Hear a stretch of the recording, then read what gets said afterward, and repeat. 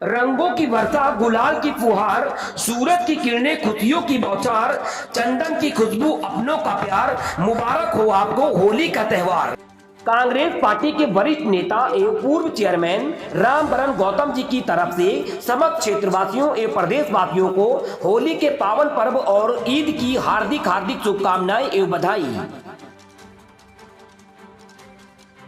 Sir, आप हमारे channel के माध्यम से समस्त क्षेत्रवासियों एवं प्रदेशवासियों को आने वाले होली के पावन पर्व और ईद के लिए क्या शुभ संदेश देना चाहेंगे? मैं रामबरन गौतम, पूर्व चेयरमैन उत्तर प्रदेश कांग्रेस कमेटी अनुसूचित जाति अनुसूचित जनजाति विभाग से हूं और मैं देशवासियों को, प्रदेशवासियों को, क्षेत्र की जनता को होली की हार्दिक शुभकामनाएं देना चाहता हूं और साथ ही हमारे मुस्लिम भाइयों को जो इस समय ईद का त्यौहार चल रहा है उनका, रमजान का, तो ईद के मौके पर भी उनको हार्दिक शुभकामनाएं देना चाहता हूं।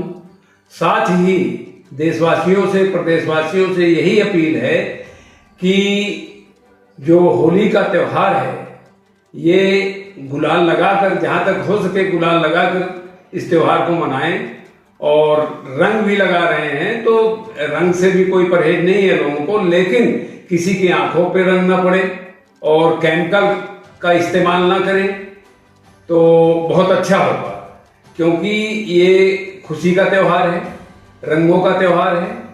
तो मैं यही अपेक्षा करता हूं देशवासियों से, प्रदेशवासियों से कि इस त्यौहार को हर्षोल्लास के साथ मनाएं।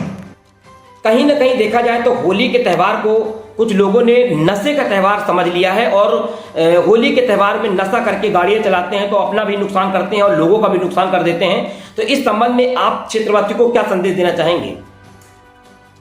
मैं ये कहना चाह रहा हूं देशवासियों को, क्षेत्रवासियों को कि नशा करना अच्छी बात नहीं है और नशा करके गाड़ी चलाना ये तो और भी गलत बात है, क्योंकि आपका परिवार आपका इंतजार कर रहा है। हाँ जी। अगर अगर आप नशे में गाड़ी चला रहे हैं, कोई हादसा हो गया आपके साथ, तो आपके तो चोट आएगी, लेकिन किसी के साथ एक्सीडेंट हो गया तो उसकी भी हालत खराब होगी।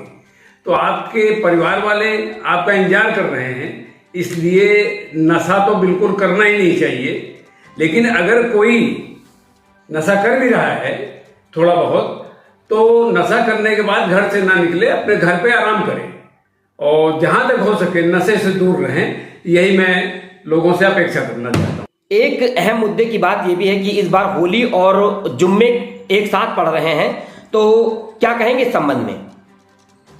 देखिए, मैं यही कहना चाह रहा हूं क्षेत्रवासियों से और सभी जनता से कि होली का त्यौहार जो है वो अपने, कहने का मतलब मेरा ये है कि वो मनाएं, लेकिन जो जुआ पड़ रहा है तो इसलिए अपने घरों में ज़्यादातर मनाएं तो अच्छा है। जुमे के समय में जैसे नमाज पढ़ने हमारे मुस्लिम भाई जाते हैं तो उनके ऊपर रंग नहीं पड़ना चाहिए। और वैसे तो हमारे भारत के अंदर, हिंदुस्तान में हिंदू, मुस्लिम, सिख, ईसाई सभी इस त्यौहार को मनाते हैं, लेकिन अगर कोई परहेज कर रहा है रंग से तो उससे दूरी बनाकर रखें। और सबसे अच्छा यही रहेगा कि अपने घरों में रहें और अपने परिवार के साथ या इष्ट मित्रों के साथ होली का त्यौहार मनाएं। सीतापुर में एक पत्रकार की हत्या का मामला सामने आ रहा है, तो क्या कहना चाहेंगे इस संबंध में आप? देखिए, ये कल की बात है, परसों की बात है, करीब 2:30 बजे करीब यह हादसा हुआ है। और कल हमारे उत्तर प्रदेश कांग्रेस कमेटी के अध्यक्ष आदरणीय अजय राय जी सुबह सुबह उनके यहाँ पहुंचे थे सीतापुर। ये वाजपेयी जी थे जी, जो पत्रकार थे। ये बहुत गलत हुआ है और हमारे अध्यक्ष जी गए, उनको सांत्वना दिए और उचित कार्रवाई की मांग भी किया, उन्होंने, करेंगे। और हम लोग ये चाह रहे हैं कि जो पता लगा है अब तक कि वो वाजपेयी जी जो थे वो सरकार का जो काम करते थे, कुछ ठेकेदार उसमें जो गड़बड़ियां कर रहे थे उस गड़बड़ियों को उजागर कर रहे थे। मतलब जो रिश्वतखोरी चल रही थी और काम नहीं करवा रहे थे, पेमेंट वहां से कुछ अधिकारी मिलकर पेमेंट दे रहे थे लोगों को, ठेकेदारों को, तो ये आरोप था। वो उसको उन्होंने उजागर किया।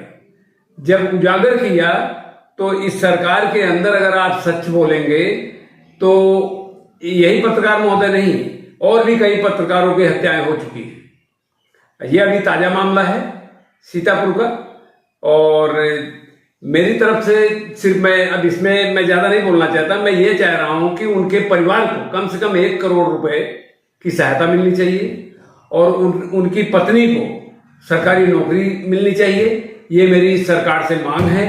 और जो यह हादसा हुआ है, जिनके कारण जो लोग हत्या किए हैं, उनको जल्द से जल्द गिरफ्तार करना चाहिए और कानून के हिसाब से उनको फांसी की सजा मिलनी चाहिए।